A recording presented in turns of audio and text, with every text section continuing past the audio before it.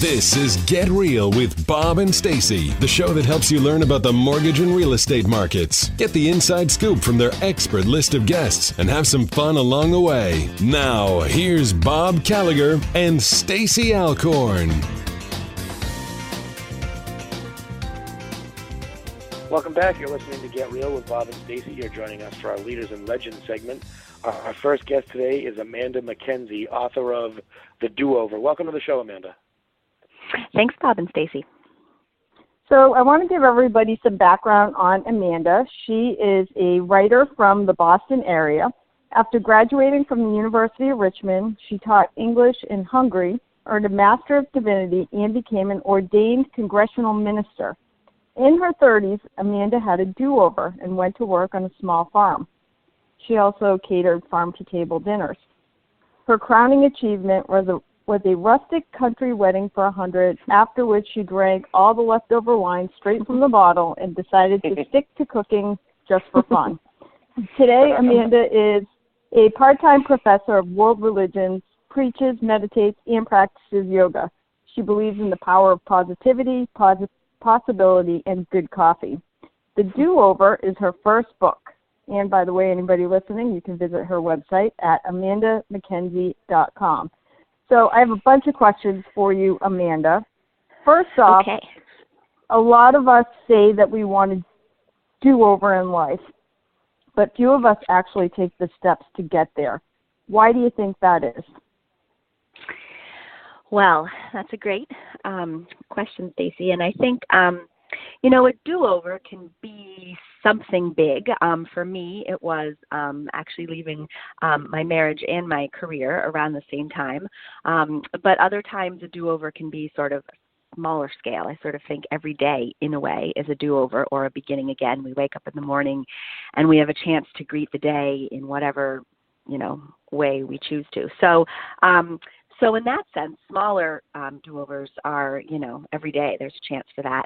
And, sometimes with the bigger stuff in life, whether it's relationships or work or where we live, it just takes some sort of time to gear up to making that sort of a change.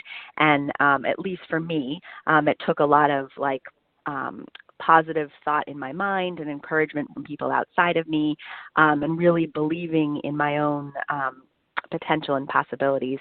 And once sort of all of that came together, I was able to start taking, small steps, which over time, helped me to craft a life that fit much better with my heart than the one I had been living. Right. Would you say that your exterior life did not match your inner heart? So was it a gradual clarity for you, or did you have an aha moment when you realized you weren't happy or that you weren't being authentic to yourself? Yeah, I think for me it sort of emerged over time. Like we might have a little feeling inside, like, oh, I'm not quite sure if this relationship or this person brings out the best in me. But you have a few of those thoughts and you can sort of ignore them. But then over time, if you have enough thoughts like that and you realize, wait, at least this is how it worked for me, some of the things that I love doing are no longer in my life, and some of the people that I love spending time with I'm not seeing so much.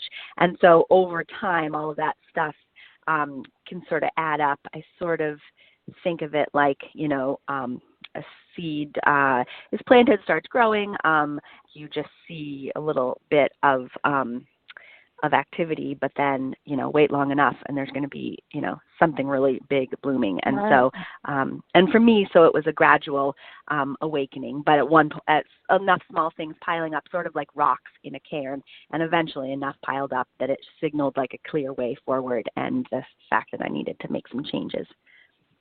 So were there people in your life who helped you see your truth throughout that period? For me, it was a lot of, it certainly was support from the outside. I mean, once I sort of realized that the way my life looked on the outside didn't fit with how I wanted to feel on the inside, I did start talking to family and friends. And in particular, I said, do I seem like myself? Like, you've known me years, family and old friends, and you've known me for years. And the way I am now, does it seem like, the way I've always been? And once I started asking them, both friends and family said, you seem like sort of a different version of yourself, maybe less joyful and more serious, which would be fine if you want to be more serious. But I sort of felt that myself. I felt less joyful and more serious. And so that affirmation from the outside, but really it starts within. And it was just people outside sort of affirming what I was already feeling. And then also for me, I just did a lot of reading, people that helped me to books that help me feel good or help me like think about different ways to envision my life. I spent a lot of time, by myself, just kind of remembering, okay, this is who I am. This is how I like to feel, and that sort of thing. So yeah, affirmation from without and a lot from within as well. How hard was it to leave a relationship, and how did you find the courage to go through that process? Well, that's a good question. Probably one that most of us have at least some, if not a lot of experience with. And I think it's probably different for everyone, depending on the specifics of your relationship and your personality and all of that. For me, again, it was the helpfulness of people from the outside saying, we're here from you. You're not alone, even as you choose to like leave this relationship and are living on your own, which I hadn't been for a while. And also it was a trusting in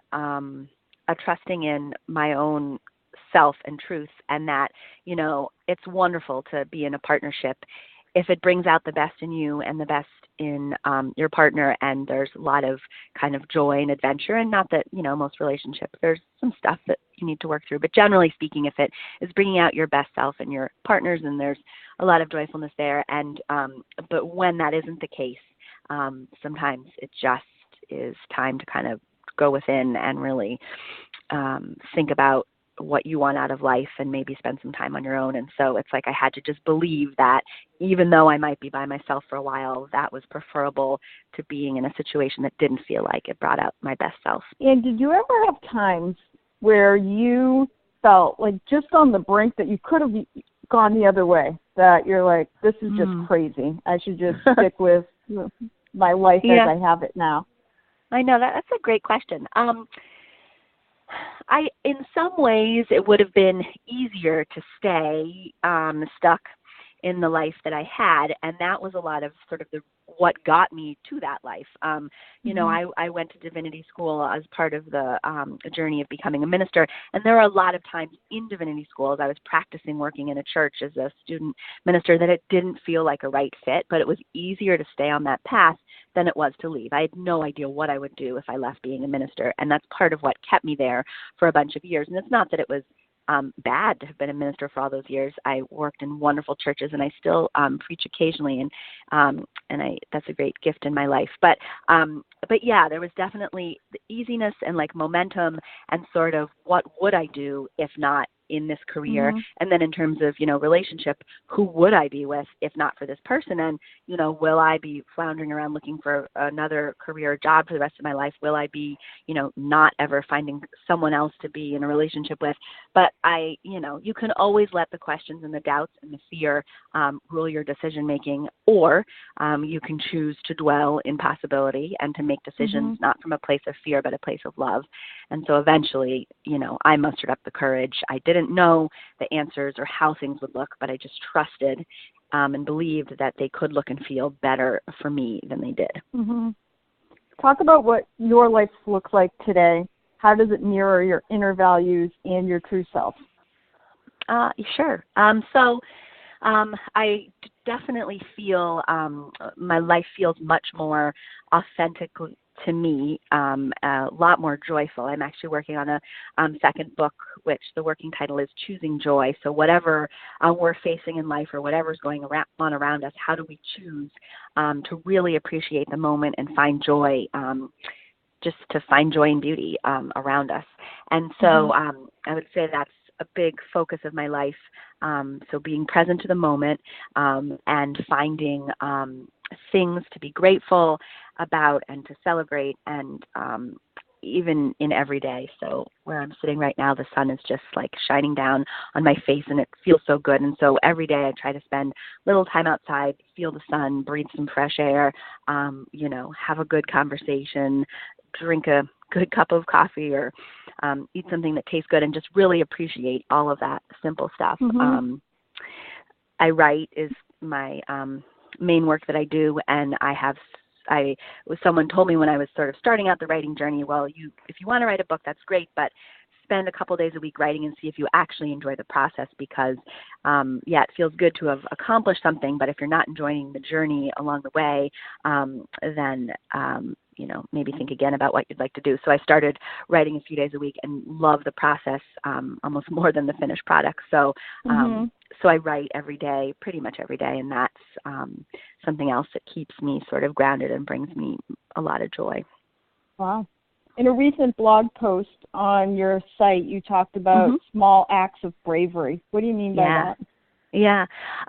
So I think for me, a lot of what helped me create a life that fit with my heart and feels more authentic were those what I call small acts of bravery. So the idea that sometimes we do these really big sort of seemingly scary things, like some people, my sister moved from Boston to London and didn't know what that would look like, but felt really called to live in a different part of the world. And some people, as we're saying, leave relationships or change careers, but more often than not, the brave things we do are on a much smaller scale and can really happen every day. So it's, just smiling at someone as you're passing them on the street, starting up a conversation with someone while you're waiting in line, or, choosing to really say what's on your mind in the context of a relationship or a friendship, even if it's a little harder to speak your truth, or asking for something you're really wanting or needing at work, just so little things that feel a tiny bit intimidating, but you could do them. You just have to sort of give yourself a push. And it's those little steps and little acts of bravery, I think, that can really help us create lives that just feel more authentically our own. Mm-hmm. And what prompted you to write The Do-Over to begin with? Well, I as I mentioned a moment ago, so I always sort of thought it would be neat to write a book. And once I sat down and tried a couple of days a week of writing, I loved the process of it. And then sort of beyond that, I felt I felt sort of called to share my story. So The Do-Over is memoir, and it's about creating a life that you love, beginning again, creating a life that you love. And so I got so much benefit out of reading books like that as I was sort of gearing up to make my own changes. And I just sort of dreamed of being able to say something in such a way that it could inspire or encourage other people who are sort of standing on the cusp of change to take that leap themselves. And so if reading my story could be encouraging to even a handful of other people, hopefully more, but that would feel really meaningful to me. And so far I've been doing a bunch of, book talks and signing, and it's just really a gift to hear back from people that, they resonate. Everyone's journey is unique and different, but to be able to share your story, I think, and have other people tap into it helps us to feel connected and sometimes inspired. Do you have any input? Like, why do you think so many people feel stuck? Do you think it's because we're just never, like in school, nobody ever teaches us to like step back and like really think about what you want? It's like, it's almost like, all right, when you graduate, you're supposed to go to college, and then you're supposed to do this. Yeah, I know. It is interesting, and I sometimes think, Stacey, you have a younger daughter, I think, and so I sometimes wonder if I'd been taught all of this as I was growing up, and I was taught so many wonderful things when I was growing up, but this sort of stuff about like really listening to your heart and really sort of focusing on the positive and believing you can do it. Like if I'd been given those messages from the youngest years, what in the world would my life look like today? Like I think it's pretty amazing, and what a gift to be able to give one's children that way of thinking about themselves and the world, just the openness, the possibility, yes, this is the way that adults around you are doing things, and this is the way that traditionally stuff is done, but that doesn't mean that that's the path that you have to follow. One of the things I write and think a lot about, letting go of the shoulds is sort of the term I use in The Do-Over. So the idea that there's all these things we learn growing up, you should do this, you should do that, and eventually I realized I thought in my mind, the way I was speaking to myself, the word should was coloring everything. And I've really tried to let go of that and think like, okay, what feels right to me? And so my life, I'm 41 and my life looks pretty different than I thought it would at this point, but it feels really right inside. And I think surrounding yourself by people who are also, letting go of the should, so to speak, and who are sort of really following their own path and their own heart, that's part of what can help us to be unstuck. Like just being really aware of how you're thinking of things. Our thoughts just are so powerful in terms of then how we act and the life we create. So being really aware of your thoughts and not judging yourself in the same way you try not to judge others. Like it should start within, not judging and speaking kindly to yourself. And then the kind of like affirmation from outside, people, finding, even if they're not role models or mentors whom but just people you listen to on podcasts or read what they write, who are just sort of living life in a way that you really admire, and getting some inspiration from that. Wow. Awesome stuff. For anybody just tuning in, this is Amanda MacKenzie. Unfortunately, our time is up, but anybody listening, what better gift could you get somebody for the holidays but a key to getting unstuck in anything that you're feeling stuck in life? First step is to buy a copy of Amanda MacKenzie's book, The Do-Over, and again, you can check out her website at amandamackenzie.com. Thank you so much for spending time with us today, Amanda. Thanks so much, Stacy and Bob. Thank you. Have a great holiday season. You too. Great. Take care. We're going to take a quick commercial break. We'll be back with more Get Real after this.